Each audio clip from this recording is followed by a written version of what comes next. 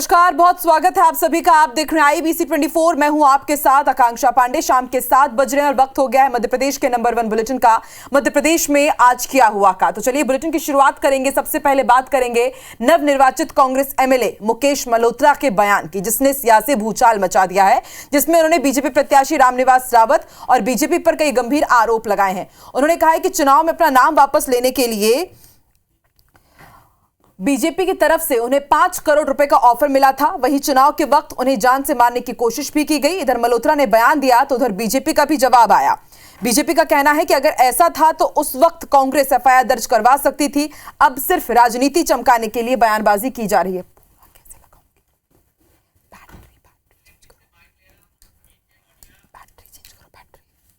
जो रामनिवास रावत जी थे, उनका कोई रिश्तेदार है यही था, वो मेरे पास आए थे एक कोई SDOP को लेके कि वो तुमको चुनाव नहीं लड़ना है और आप लोग घर बैठ जाना, ये आपके साथ अच्छा नहीं होगा, या आपको हम 5 करोड़ रुपए भी देंगे तो आप पहले ले लेना। अब बड़े आश्चर्य की बात है, जिस समय ऑफर दिया जब वो मौन रहे, जब उन्होंने इस बात का खुलासा नहीं किया, और अब जब चुनाव खत्म हो गए तो खुलासा कर रहे हैं। यदि उनमें इतनी नैतिकता थी और उनको इस तरह का कोई प्रलोभन आया तो उनको उसी समय सार्वजनिक करना चाहिए, उसकी शिकायत दर्ज कराना थी, पार्टी में भी शिकायत दर्ज करना थी, पुलिस में भी शिकायत दर्ज करना थी और इसको लेकर कार्रवाई करना थी।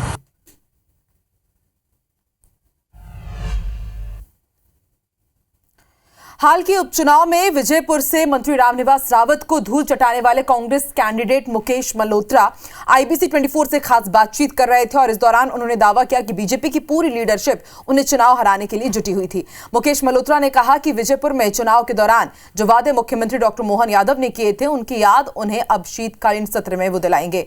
बता दें कि मुकेश मल्होत्रा आर्थिक तंगी से जूझते हुए एक मामूली चप्पल पहनकर पूरा चुनाव लड़े और जीते भी। उनसे खास बातचीत की IBC 24 संवाददाता नवीन सिंह ने। विजयपुर से मंत्री रामनिवास रावत को चुनाव में शिकस्त देने वाले मुकेश मल्होत्रा इस वक्त हमारे साथ हैं। पहले मैं मुकेश मल्होत्रा की पर्सनालिटी आपको दिखाना चाहूँगा। ये वही चप्पल है, इन्हीं चप्पलों के जरिए पूरा चुनाव मुकेश मल्होत्रा ने लड़ा है और मध्य प्रदेश सरकार के वन मंत्री को आपने हराया है। कितना मुश्किल था? बीजेपी पूरी ताकत के साथ वहाँ थी।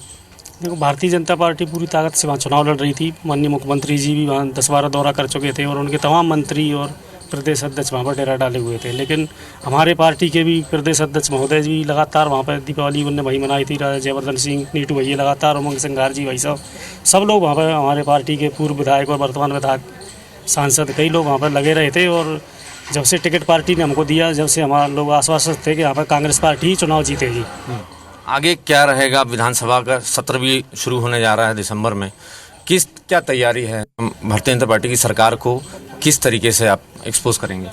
देखो, जहाँ पर माननीय मुख्यमंत्री महोदय ने विजयपुर में जो घोषणाएं करी हैं, तो उन घोषणाओं को उनको याद दिलाने का काम हम प्रथम सत्र में करेंगे। जाहिर है मुकेश मल्होत्रा हैं और बड़ी तंगी में चुनाव लड़ा। कांग्रेस पार्टी के तमाम नेताओं का इनको सहयोग मिला। पूरे कांग्रेस की लीडरशिप ने वहाँ कैंप किया और मुकेश मल्होत्रा के लिए चुनाव प्रचार किया। आखिरकार जीत हुई है मुकेश मल्होत्रा की। अब वो विधानसभा के शीतकालीन सत्र में मुख्यमंत्री डॉक्टर मोहन यादव को विजयपुर में अपने किए हुए वादे याद दिलाएंगे। कैमरामैन रमेश के साथ नवीन सिंह, IBC 24 भोपाल। पंडित धीरेन्द्र शास्त्री की सनातन एकता यात्रा निवाड़ी पहुंची और यात्रा के दौरान धीरेन्द्र शास्त्री का दिया गया एक बयान खूब सुर्खियां बटोर रहा है। यह यात्रा सिर्फ मध्य प्रदेश नहीं, अब पूरे देश के लिए चर्चा का विषय बनी हुई, क्योंकि रोजाना यहां से जो पंडित धीरेन्द्र शास्त्री बयान देते हैं और उसके बाद सब जगह सियासी घमासान मच जाता है। रिपोर्ट देखिए।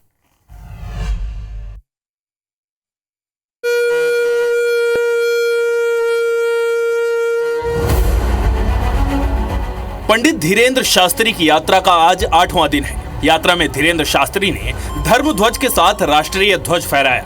उसके बाद राष्ट्रगान और हनुमान चालीसा और फिर संबोधन हुआ। इस दौरान MP के पूर्व गृह मंत्री नरोत्तम मिश्रा भी मौजूद रहे। मिश्रा ने कहा कि जात पात की करो विदाई, हम सब हिंदू भाई भाई। वहीं पंडित धीरेन्द्र शास्त्री ने कहा कि हिंदू राष्ट्र के पहले हिंदू बनना जरूरी है। हिंदुओं को चादर फादर की जरूरत नहीं है। जात पात की करो विदाई, जात पात की करो विदाई। ये जो महाराज ने बीड़ा उठाया है, पूरे देश के अंदर इस यात्रा की गूंज है, इन संत की गूंज पूरे देश के अंदर है। इतिहास में नाम लिखाने के लिए है ये यात्रा, क्योंकि ये जो आग, ये जो ज्वाला, ये जो दीपक महाराज ने प्रज्वलित किया है ना सनातन का, ये ऐसे ही नहीं थमने वाला है। ये इसकी पूर्णाहुति सनातन राष्ट्र बनके ही होगी, आप ये तय मान के चलिए। हिंदू भाई भाई क्यों नहीं हो सका जब उनमें भाई भाई बने हैं? उनमें भी बहुत जातियां हैं, सिया हैं, सुन्नी हैं, पठान हैं, खान हैं, लेकिन उनके मजहब पर जब कोई बात उठती है तो वो सिर्फ मुसलमान है। दानव देवों को परेशान करने के लिए इकट्ठे हो जाते हैं और हम लोग मानव अपनी संस्कृति को बचाने के लिए इकट्ठे नहीं हो रहे। कभी भी कोई हिंदुत्व के खिलाफ, सनातन के खिलाफ बोले तो हमें उसे मारना पीटना नहीं है, लेकिन उसको जवाब देने के लिए घर से बाहर निकलना है। यात्रा अपने उद्देश्य को प्राप्त करेगी या फिर भटकाव होगा, ये देखना होगा।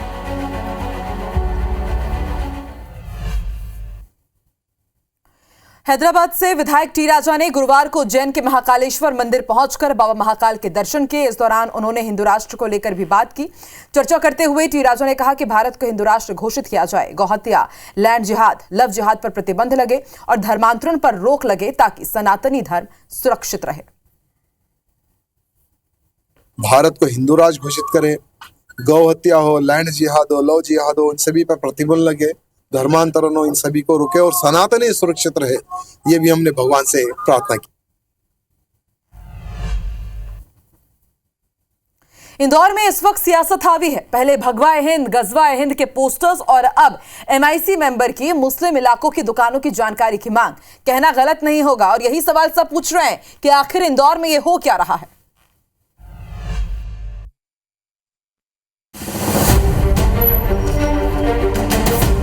इंदौर में MIC मेंबर मनीष शर्मा ने मांगी गई जानकारी न मिलने पर अपर आयुक्त पर जमकर भड़ास निकाली।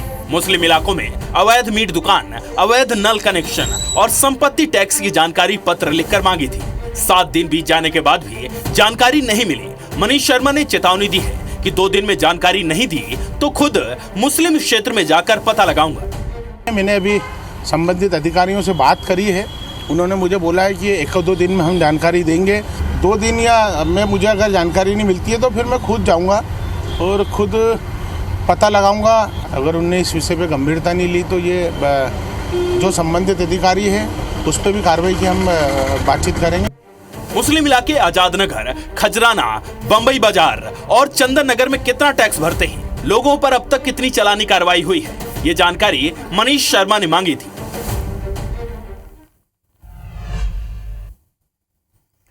मुरैना में हुए ब्लास्ट में अब तक 8 लोगों पर FIR दर्ज की गई है, जिसमें से मुख्य आरोपी की मां को हिरासत में लेकर पूछताछ की गई। पूछताछ में जो खुलासा हुआ, अब वो पुलिस प्रशासन पर सवाल खड़े कर रहा है।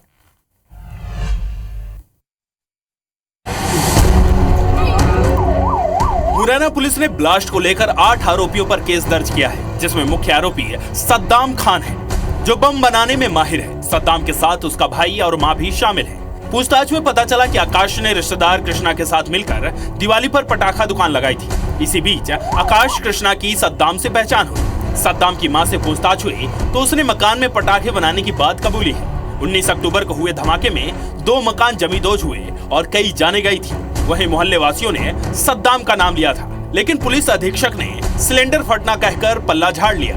8 लोगों के खिलाफ कोतवाली पुलिस में जो है आज जो है अपराध पंजीबन किया गया है और 8 लोगों में से 5 लोगों को हमने अभी राउंड अप भी किया है, जिनसे अभी हम पूछताछ कर रहे हैं। प्रारंभिक रूप से जो बाकी 3 लोग हैं, उन लोगों की अभी तलाश है। उन लोगों को भी अगर राउंड अप करेंगे और पूछताछ होगी तो इसमें और आगे खुलासा। अब इस मामले में आगे क्या एक्शन होगा, ये बड़ा सवाल है।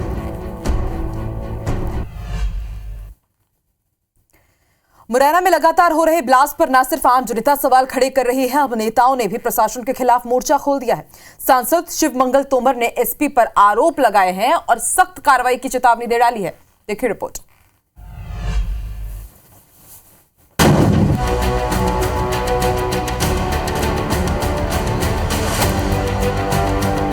मुरैना में हुए ब्लास्ट के बाद सांसद शिवमंगल तोमर का बयान सामने आया है। सांसद ने कहा कि मामले की उच्च स्तरीय जांच होगी। जिले में 3 घटनाएं हुई, लेकिन SP आराम फरमा रहे हैं। 19 अक्टूबर की घटना को सिलेंडर ब्लास्ट बताकर रफा दफा कर दिया गया। अब इस बारे में डीजीपी और प्रमुख सचिव से भी मुलाकात करेंगे। सांसद ने कहा कि सीएम डॉक्टर मोहन यादव के विदेश से लौटते ही उनसे मुलाकात कर जिले की घटनाओं से अवगत कराया जाएगा। सब चीजों पे विचार हमको भी करना है और शासन प्रशासन को भी करना चाहिए कि शासन प्रशासन भी उसकी जानकारी ले। जिले भर में लोग काम करते हैं तो उनके बारे में लाइसेंस कितना है, उनका माल कहाँ रखा है, उनसे सर्च प्राप्त करे, उनसे देखे, उनके बारे में भी जानकारी पूरी तरह रखे। ये प्रशासन की भी जिम्मेदारी है।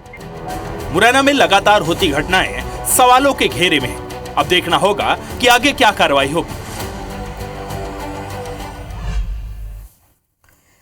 इधर मुरैना से एक और चौंकाने वाली खबर सामने आई है, जहां एक ही मॉल में एसपी और थाना प्रभारी आमने सामने आ गए और फिर कुछ देर बाद आई थाना प्रभारी के निलंबन की खबर। दरअसल इटौरा थाना प्रभारी जितेंद्र दोहरे बिना किसी बड़े अधिकारी को जानकारी दिए ड्यूटी के दौरान मॉल में शॉपिंग पर निकल गए, जहां एसपी साहब से उनका आमना सामना हो गया। जब एसपी साहब ने उनसे पूछा तो वो कुछ जवाब नहीं दे पाए। ऐसे में इसे अनुशासनहीनता मानते हुए पुलिस अधीक्षक समीर सौरभ ने कार्रवाई की और थाना प्रभारी जितेंद्र दोहरे को निलंबित कर दिया।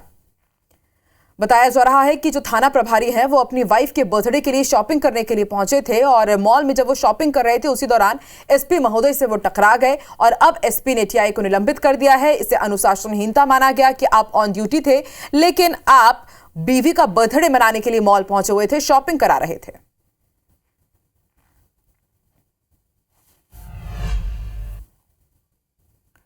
चीता प्रोजेक्ट जो अब विवादों के साथ चिंता का भी विषय बना हुआ है। कूनों से सामने आई एक और बुरी खबर ने अब पूरी सियासत को भड़का दिया है। रिपोर्ट देखिए।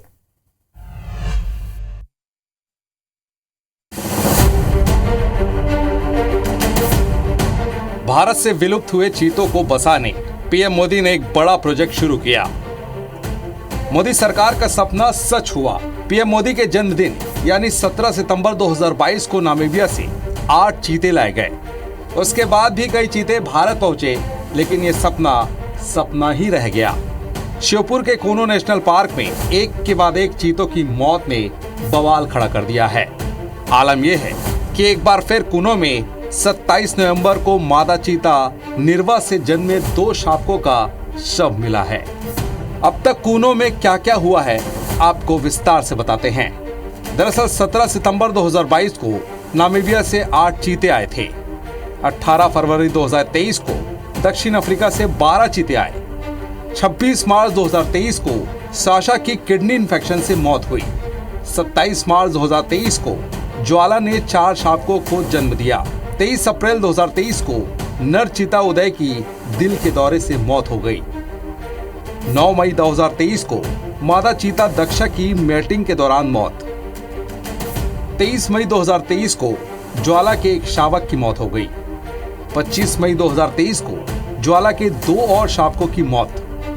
11 जुलाई 2023 को आपसी संघर्ष में तेजस की मौत हो गई।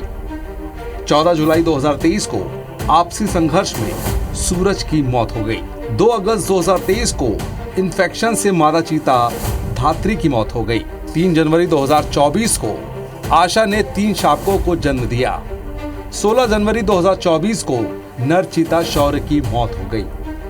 22 जनवरी 2024 को ज्वाला ने 4 शावकों को जन्म दिया। 10 मार्च 2024 को जीता गामनी ने 6 शावकों को जन्म दिया। 4 जून 2024 को मादा चीता गामनी का शावक मृत मिला। 5 अगस्त 2024 को मादा चीता गामनी के एक और शावक की मौत हो गई। 27 अगस्त 2024 को नामीबिया से लाए गए पवन की मौत हो गई।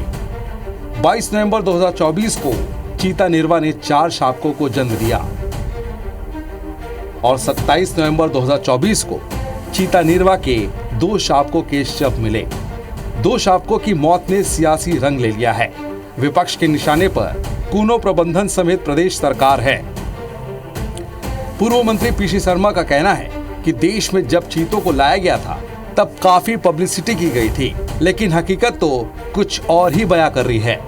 वहीं कांग्रेस के आरोपों पर बीजेपी ने जवाब दिया। बच्चे हुए तो उसकी पूरी देखभाल करके उनको बचाना चाहिए ना।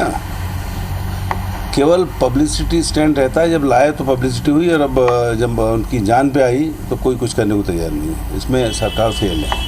इस सारे प्रक्रिया के जो विशेषज्ञ उनका बोलना ये कि भारत में चीतों के ट्रांसफ़र के दौरान दोबारा बसाहट की प्रक्रिया में जो डेथ रेट है वो कंपेरेटिवली बहुत कम है। आज भी लगभग 15 जो शावक हैं वो स्वस्थ सुरक्षित है, 1-1.5-2 साल की आयु पूरी कर चुके हैं, जो भारत में पैदा हुए। बुधवार को दोनों के शव शत-विशत हालत में मिले। कूनो नेशनल पार्क के अधिकारियों ने बुधवार देर शाम को इसकी जानकारी दी, जिसके बाद से अब चीता प्रोजेक्ट को लेकर एक बार फिर अधिकारियों की टेंशन बढ़ा दी है। विवेक कुमार पटैया, IBC 24, भोपाल। और फिलहाल बुलेटिन में इतना ही। मुझे दीजिए इजाजत, लेकिन आगे आप बने रहिए। देखिए छत्तीसगढ़ में क्या है खास। हमर बानी हमर गोट में रचना नितेश के साथ।